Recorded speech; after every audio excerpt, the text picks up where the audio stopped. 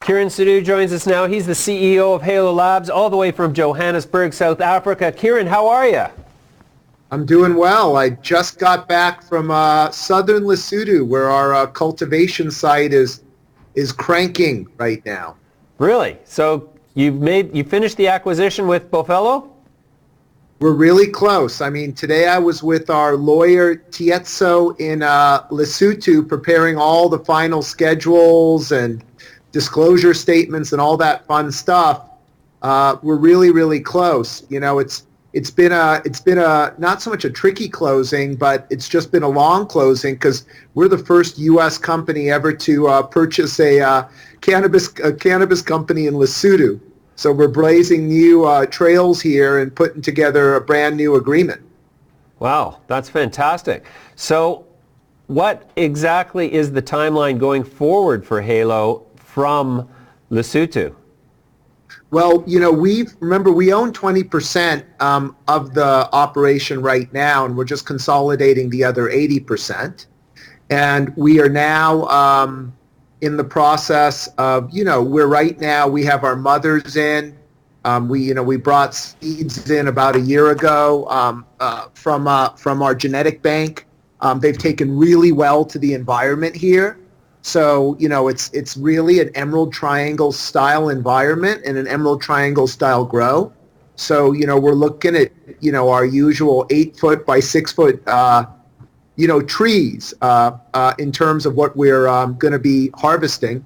And I think our first harvest will be in May, because remember, the season is the exact opposite here. So right now it's effectively May, and we would, or November, you got to flip the season.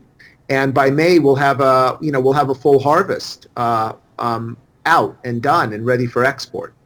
Wow. Kiran, it's Todd Shapiro here, and obviously we do some brand strategy work with the company, and good to talk to you. Skype's amazing, by the way. Unreal how we can do that. How I know there are other projects down in that area from other companies. Is the growth of the industry down there exceeding your expectations, or where are we at with you compared to others? Well, I know that Metagrow, which is 10% owned by Supreme, has produced 200 liters of oil, but they're very Canadian style. So they're much more indoor, and we are GACP. We're good agricultural practice, where they're going fully CGMPE on oil. And with us, we don't want to be as aggressive with the oil because we think it'll take at least a year for CGMP. But there's a huge market with a very large margin just for biomass in Europe, Australia, and Israel. So they're active. Meta Kingdom, I went by their site.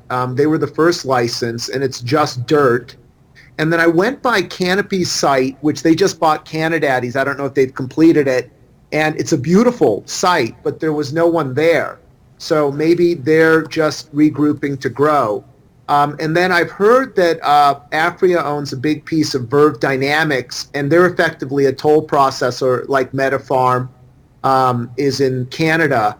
And I think our guys have already spoken to them about they may actually buy or process a lot of our biomass into oil. Obviously, as you know, we're a big oil company, but we're not going to do oil until I'd say later part of 2020. And just to follow up, we've talked in the past about the acceptance in Lesotho and how they really revere the flower itself. And how excited is I guess really you met the king down there and individuals who are working there, growing an industry. I mean, are they very excited at the opportunity to really, quite frankly, for job growth and employment and things? Oh, it was really cool. I've never myself met a sitting king and queen, like a real king and queen. And when I told my parents about it, they were like, you must be kidding, right? They didn't even think about it. But it was, we spent a good hour with the king and queen, and the king is a farmer by background, and he gets it. He understands what we're trying to do, and we're taking a GACP approach, but we're like doing stuff like, for instance, in getting the water ready, we're putting trout in our in the reservoirs, fish to balance the alkalinity of the water, and we're tilling the soil, and it's a very much of a, what I call an Emerald Triangle, Southern Oregon style grow, as opposed to what you call much more of the CGMP type grows you see in Canada, right? I mean CGMP. So it's really in our style, it's really in our genetics and in our vision, but still with the ability to export to most markets outside of Lesotho. Okay, and so Kiran, it sounds like you're really the only or the only LP that's operating there.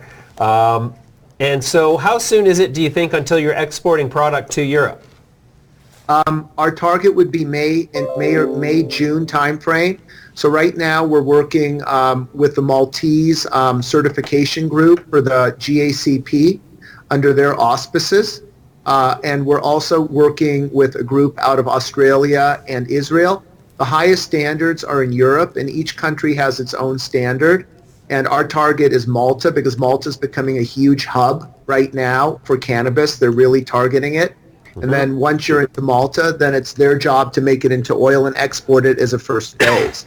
And inevitably we'll be, doing the oil ourselves, but, that's going to be down the road, at least a year down the road. Interesting. Okay, then. But the margins are ginormous right now on just the material, because the material goes for anywhere between, let's say, $5 to $7 a gram, and our cost of making it is less than 50 cents a gram at this point. Wow, fantastic. And is the quality of the cannabis similar to what you produce in Oregon? Is it that same very high quality feedstock that you have to work with? It is, but it's not. It's going to take a while for genetics to, we had to go from seed given, import-export regulations. So you can't move clones, you can't move stuff like that across. So because we're going from seed, it's going to take a year or 2 years for our genetics to settle in. But we're really happy with the genetics that we've seen and the way they've adapted. So I wouldn't say it's going to be like, the record grows we have in Oregon day one, but within, let's say, a year to 2 year period, it looks like the genetics will adapt. And we're trying to find ways with our GACP experts to, now start crossing our genetics with local genetics as well, and doing some other stuff subject to, export auspices. Fantastic. Okay, so what is the full range of the opportunities that you expect to take advantage of from Lesotho?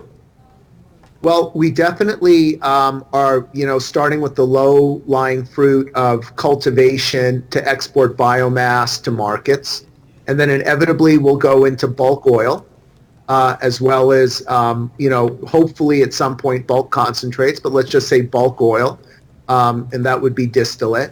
But, again, we caution, that that's going to take at least a year to just get going, because CGMPE has been difficult with Metagrow Supreme's JV to obtain and others to obtain.